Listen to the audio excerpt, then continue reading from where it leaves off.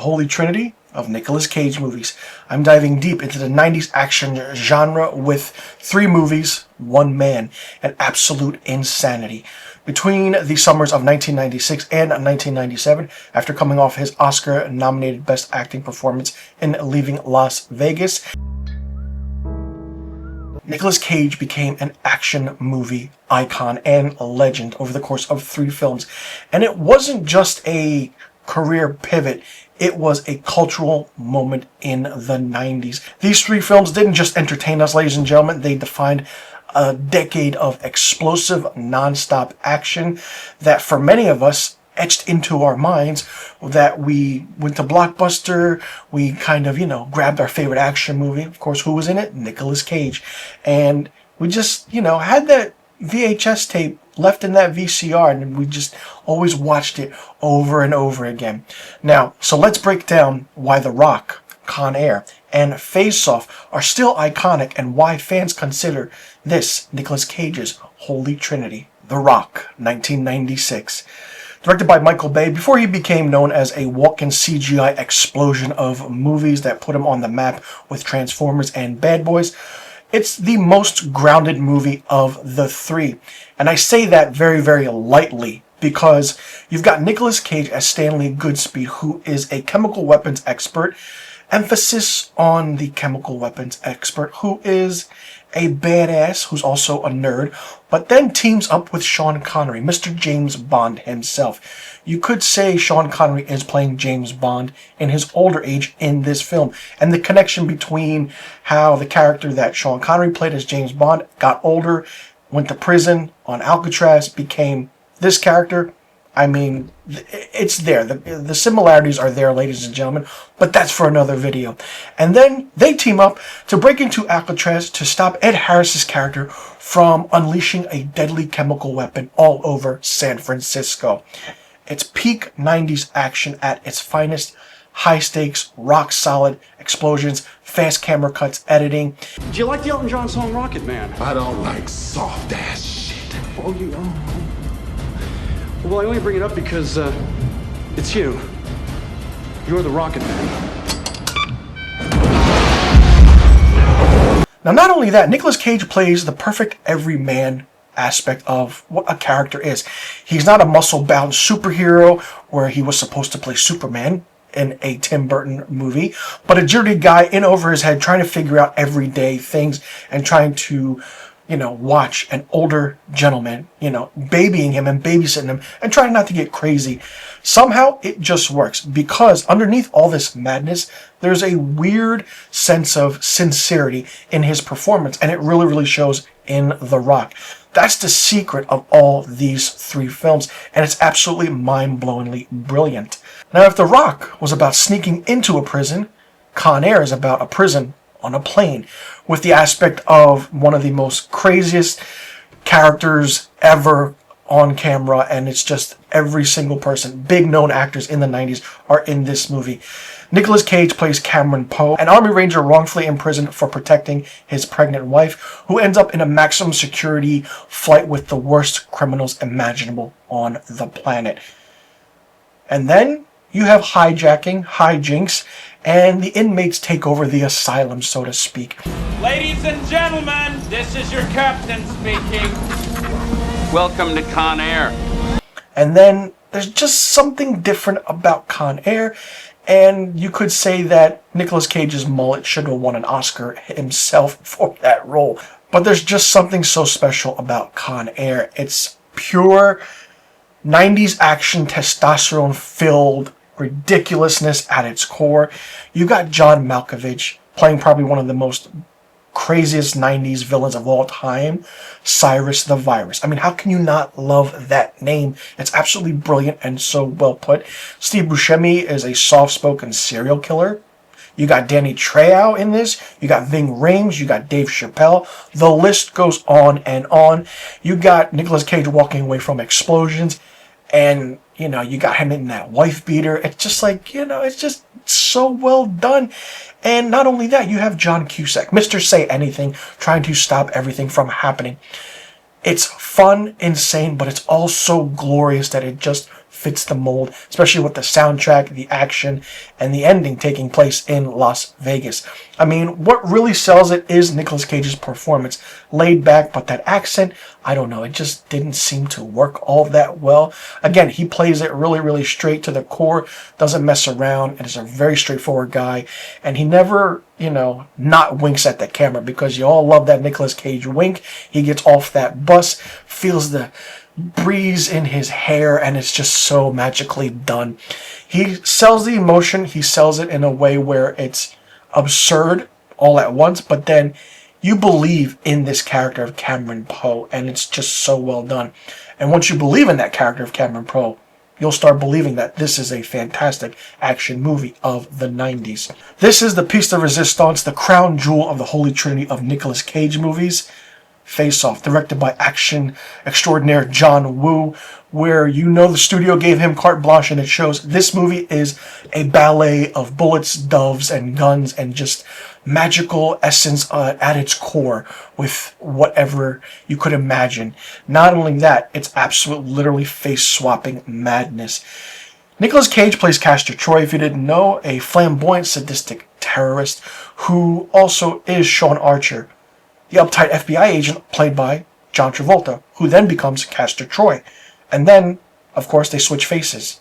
Yeah, you heard that correctly. Evidently, there's a sequel to this movie happening. I don't know how. I don't know why. But this movie was the epitome of 90s action films. And of course, that one scene we always love when he's on drugs and he just says he wants to... I'd like to take his face off. His face. Now, Face Off is what happens when you have two actors who are brilliant at what they do and are absolutely unhinged from the start. Cage and Travolta do give 110%, and it absolutely shows. From the first scene to the very ending scene, you grow to love this movie. Not only that, it's like they dared each other to outdo one another every time John Woo yelled action, and we, the audience, ate it up. We loved it, and it's just crazy, quirky, and fun. This is arguably the most Nicolas Cage performance of all time. I mean, he chews up the scenery. He loves it. He's laughing like a demon. He's groping choir girls. I mean, it just gets crazy. Cage loved this. And after they swap, you can tell that he dials back a little bit. He shows the pain. He shows the calmness, but then it's like, how can you work with certain things? It's weirdly brilliant, but it's just so friggin' entertaining. But now, why is this called the Holy Trinity? Well, these three movies weren't just back-to-back-to-back hits for Nicolas Cage from 1996 to 1997. They were an aspect where he transformed into the action star of the 90s. Yes, there are big action stars of the 90s, but Nicolas Cage fits the mold of what an action star is. But more than that, they balance out each other very, very well. The Rock is slick and polished. You have Con Air, which is just a sweaty, testosterone, fun-filled mess of an adventure. Face Off is the operatic ending, where it's just an artistic explosion of trying to find one's identity, where it's just like, And when you watch it all after one another, it just absolutely makes so much sense. They all came at a time when movies weren't trying to be franchises at all. You didn't have, big aspects of superhero films, so many franchises making 11 movies in 5 years. They were burned into your brain. You saw them at the movie theaters, then 6 months later, you went to Blockbuster, you rented them, you watched them over and over again and constantly, and each one is endlessly rewatchable, quotable, and completely unique, even when you have different aspects of story, director, and writers. Now, let's be real for a second. Let's pump the brakes for a little bit on this action 90s genre. For those of you who grew up in the 90s like myself, these movies are part of us. They're part of our DNA.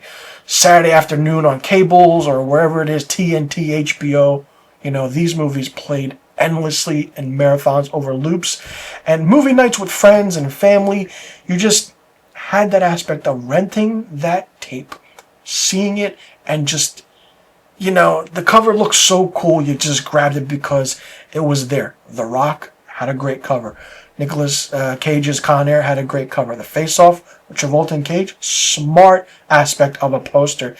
It just worked, and how can you not love Nicolas Cage? They remind us of a time when things were different, simpler, and the world was a little bit, laid back. But it was also when action movies could be fun, could be loud, a little bit weird, over the top, and insane, but full of heart, and that's what these three movies are, full of heart. No CGI armies, no shared universes, just to your core, explosions, one-liners, and characters, and going off on one another, and quotable scenes that we still today quote, where people today don't understand what you're quoting because they haven't seen the Holy Trinity of Nicolas Cage movies. So why do they still stand the test of time? Well, that's because they're bold, they're unique, and they endure. They are the action movies of the 90s. They're full of personality. No other action movie in the 90s is full of personality. There are some, I will say. Speed is also one of them.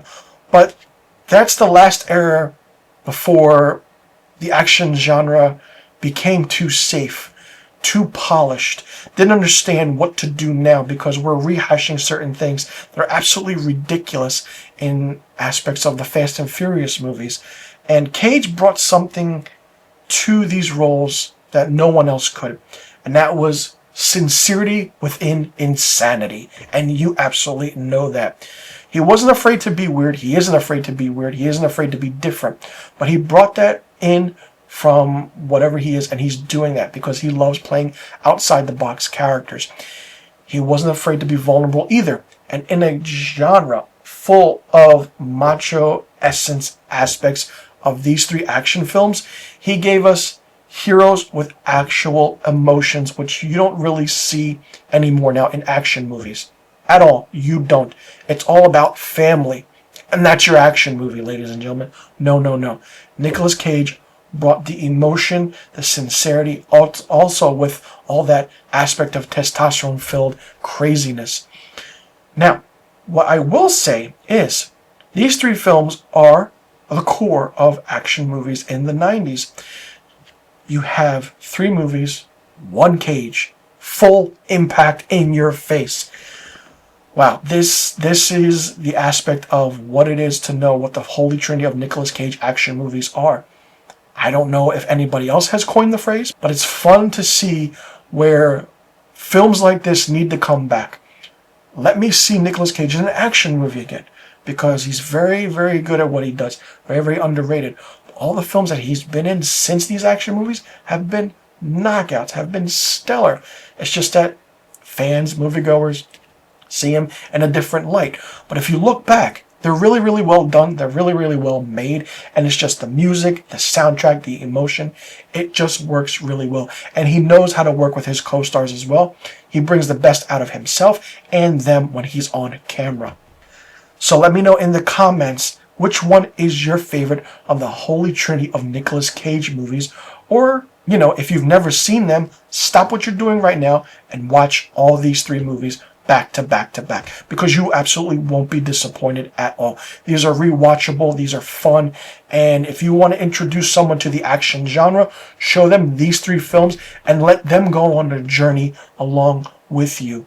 Now, don't forget to like, subscribe, and hit that bell for more movie aspects, breakdowns, reviews, retrospectives, and everything in the lore of pop culture, ladies and gentlemen, because I'm going to start doing this a lot more, and it's going to be a lot of fun. I figured, why not touch base on the Holy Trinity of Nicolas Cage movies? And I did review all three films on my channel. I reviewed The Rock, Con Air, and Face Off. I'll leave a link to those in the description box below. You can check those out. I do mention the Holy Trinity as well in those videos. And, just ask yourself, what is 90s action to you now? Is it different than what you thought it could be? And do you think 90s action movies should make a comeback? I'm Mr. Filmstock. Thanks so much for tuning into my video about the Holy Trinity of Nicolas Cage movies. And also let me know in the comments what you want me to talk about next. I'll see you all in the next video.